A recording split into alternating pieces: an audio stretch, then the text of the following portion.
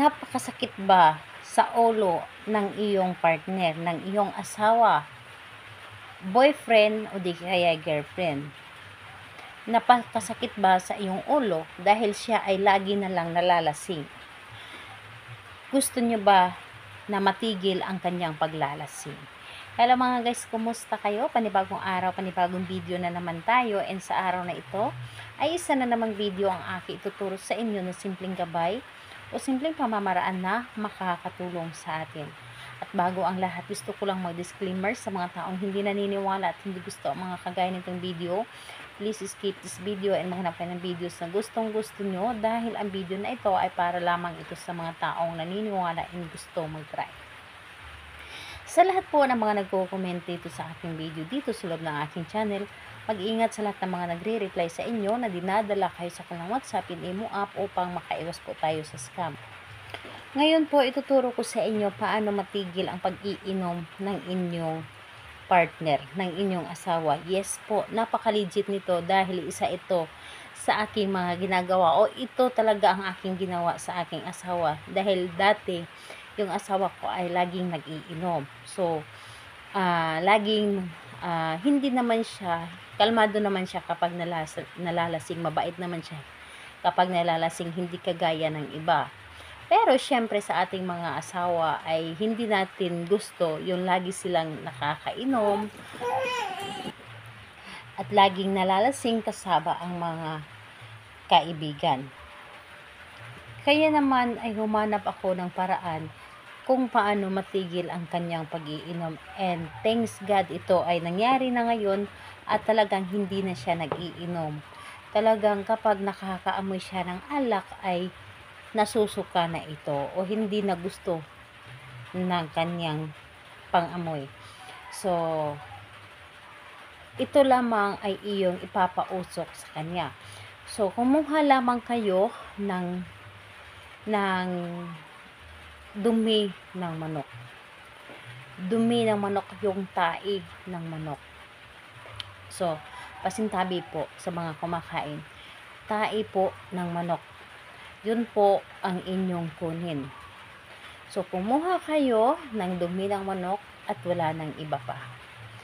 And, ayun, kapag nakakuha na kayo ng dumi ng manok, ang gagawin ninyo ay ilagay po ninyo sa lagayan ng papausukan. Ilagay po ninyo sa lagayan and lagyan ninyo ito ng uling, lagyan ninyo ng papel o di kaya karton para ito ay uusok. Lagyan ninyo ito ng apoy. So, kapag ito ay nailagay nyo na sa isang lagayan, and lagyan po ninyo ito ng uling, sindihan syempre, uling, tsaka yung papel para ito ay uusok. At ilagay din ito, kailangan yung dumi ng manok ay masusunog. Masusunog at maaamoy ito. Pero syempre, gagawin po ninyo ito nang siya ay lasing. Yes po.